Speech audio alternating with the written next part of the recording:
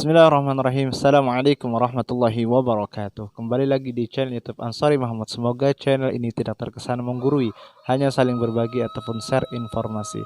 Pertama-tama saya mengucapkan selamat menunaikan ibadah puasa di hari yang ke-22. Semoga Allah Subhanahu wa taala senantiasa menjadikan kita menjadi hambanya yang dapat memperbanyak amal ibadah di bulan suci Ramadan.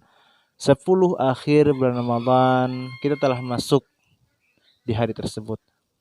Hari di mana Allah Subhanahu wa taala menjanjikan itqun minan nar, pembebasan dari api neraka. Mudah-mudahan kita menjadi hambanya Allah Subhanahu wa taala yang mendapatkan pahala sebagaimana pahala orang yang dibebaskan daripada api neraka. Amin amin ya rabbal alamin. Orang beribadah kepada Allah Subhanahu wa taala ada 3 tingkatannya.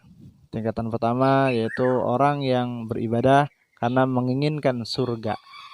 Tingkatan yang kedua beribadah karena takut neraka. Tingkatan yang ketiga beribadah karena memang dia merasa seorang hamba. Yang pertama, orang yang beribadah karena surga, yaitu dia beribadah semangat ketika diceritakan bagaimana keadaannya surga. Surga itu ada pohon, di surga nanti ada pohon yang mana pohon itu sangat besar. Di dalam riwayat disebutkan andaikan orang mengendarai mobil atau kendaraan, dia menjalani pohon tersebut di bawah pohon, dari ujung pohon ke ujung satunya lagi, dia membutuhkan waktu 100 tahun perjalanan di dunia.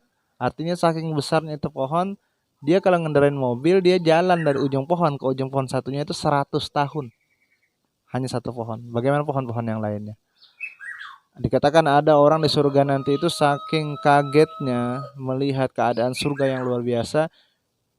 Allah Subhanahu wa taala berkata, "Ayo masuk surga." Oh, dia berdiri di depan pintu gerbang surga selama 1 tahun, hanya bengong. Surga seperti ini, masya Allah. Bengong selama 1 tahun, nggak masuk, nggak mundur, tetap berdiri di tempatnya selama setahun bengong.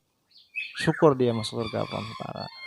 Surga nanti banyak sekali kelipatan daripada tempat pembalasan orang yang beribadah kepada Allah Subhanahu wa taala.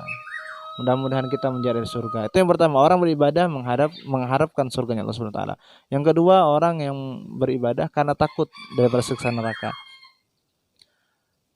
Neraka itu nanti asapnya saja, uapnya paling atas, Ibarat api kan pasti ada asap paling atasnya itu.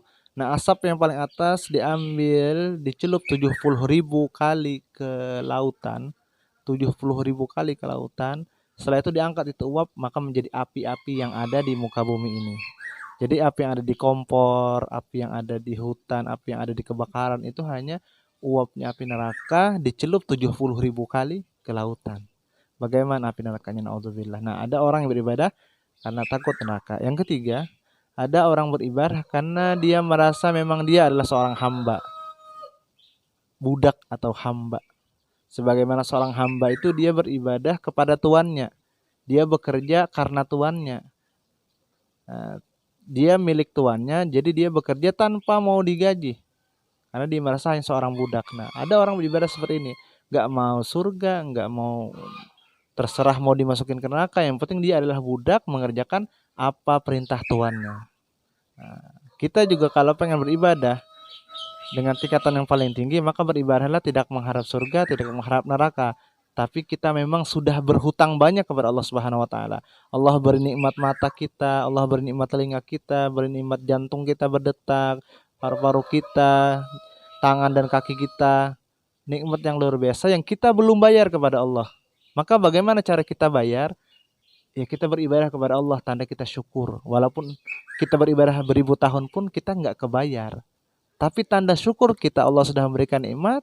Bagaimana cara syukurnya? Kita beribadah agar Allah Subhanahu wa taala ridho kepada kita, menjadikan kita menjadi hambanya yang senantiasa diberikan rahmat Allah Subhanahu wa taala, senantiasa diberikan ridho karunia daripada rahmatnya Allah. Amin amin ya rabbal alamin. Mudah-mudahan bermanfaat. Assalamualaikum warahmatullahi wabarakatuh.